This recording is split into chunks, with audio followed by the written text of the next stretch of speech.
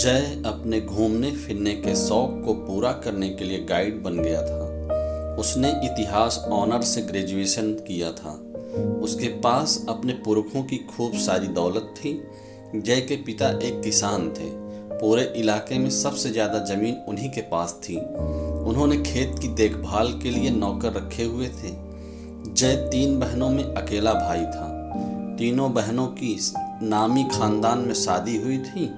जय की माँ एक घरेलू औरत थी। भारत के बहुत से ऐतिहासिक पर्यटक स्थलों में मुलाजिम, वहाँ के दुकानदार और तमाम लोग जय को पहचानते थे।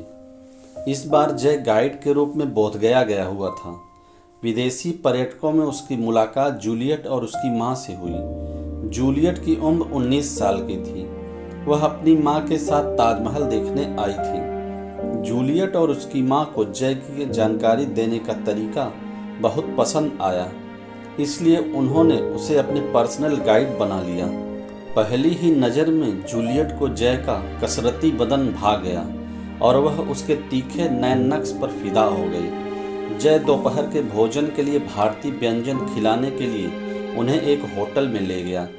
जूलियट को खाना इतना तीखा लगा कि उसने पानी पी के जल्दी ही गरम गरम सब्जी जय के ऊपर गिरा दी और फिर उसने अपने रुमाल से बड़े प्यार से और अपनेपन से साफ किया। अब जय भी जूलियट की तरफ खिंचने लगा।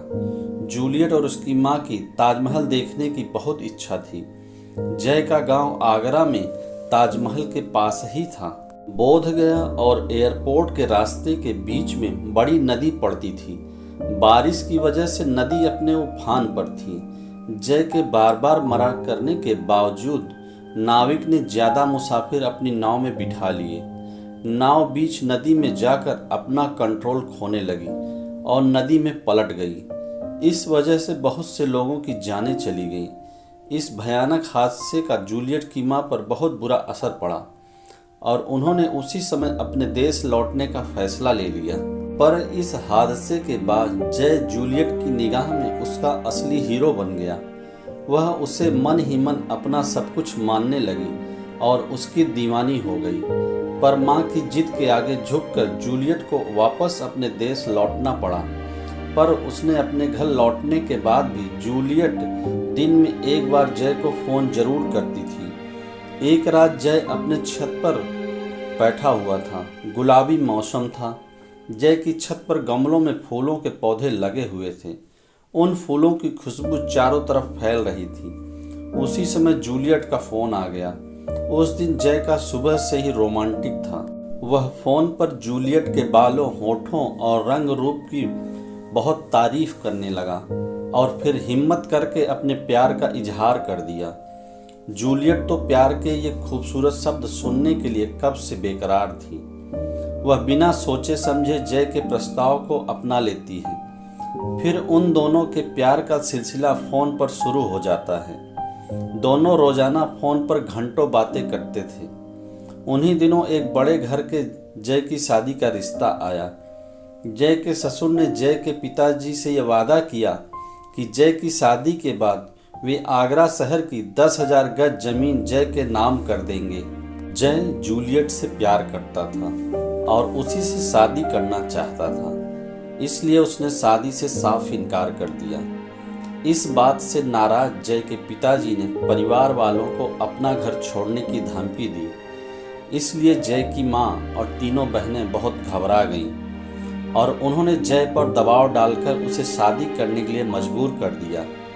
जय ने उनके प्यार और दुख को समझकर अपना मन मार कर कह दी, पर जूलियट और उसके संबंध के बारे में अपनी माँ और बहनों को भी बता दिया।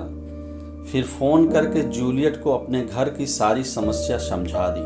जय का फ़ोन सुनने के बाद जूलियट ने अपनी माँ को बताया कि वह जय से बहुत प्यार करती है और वह उसी समय भारत आने का फैसला लेती है। जय जूलियट और उसकी माँ को एयरपोर्ट से सीधे अपने घर ले आया। वहाँ उसकी शादी की तैयारियाँ बहुत ज़ोर शोर से चल रही थी। शादी बहुत धूमधाम और शानो शौकत से होने वाली थी। जूलियट के मिलने के बाद जय की माँ और उसकी तीनों बहनों को जूलियट का स्वभाव इतना मीठा और सुंदर लगा कि वे जूलियट को पसंद करने लगी। जय के पिता को भी जूलियट बहुत अच्छी लगी।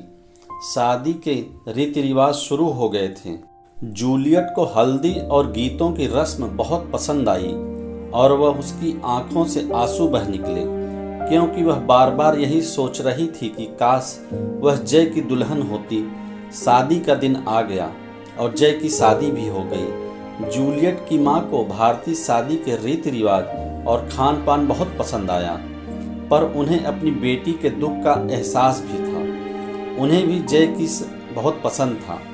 जय की बारात जिस दिन वापस आती है, जूलियट उसी दिन दुखी मन से अपनी माँ के साथ अपने देश लौट जाने का फैसला लेती है। जय बहुत गुजारिश करके जूलियट को रोक लेता है।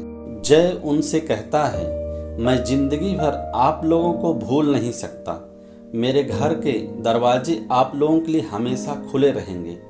मैं गाइड का काम छोड़ दूंगा, लेकिन आखिरी इच्छा आप लोगों को ताजमहल दिखाने की है। जूलियट और उसकी माँ जय के साथ ताजमहल देखने के लिए तैयार हो जाते हैं। आज ही के दिन जय की सुहागरात थी, पर जूलियट जय और उसकी माँ को ताजमहल दिखाने के लिए घर से निकल जाता है। जय की माँ और उसकी बहनें जूलियट उसकी माँ को बहुत उपहार देती हैं। उन्हें ताजमहल घुलवाने के बाद जय दोपहर को एक रेस्टोरेंट में लेकर जाता है। जूलियट को फिर खाना बहुत तीखा लगता है। वह हड़बड़ाहट में उसी तरह गरम सब्जी जय पर गिरा देती है। दोबारा वही घटना होने पर वे दोनों हंसने लगते हैं। फिर उनकी आंखों में आंसू आ जाते हैं। जय जूलियट को छोटा सा खूबसूरत ताजमहल उपहार में देता है। जूलियट की माँ को वह भारत की ऐतिहासिक चीज़ें उपहार में देता है। जूलियट एयरपोर्ट पर बार बार पीछे मुड़कर जय को देखती है, फिर बाय बाय करके अपनी माँ के साथ अपने देश चली जाती है। इस तरह जूलियट का प्यार अधूरा रह जाता है। तो आप लोगों को कहानी कैसी लगी कमेंट करके ज़रूर बताएं।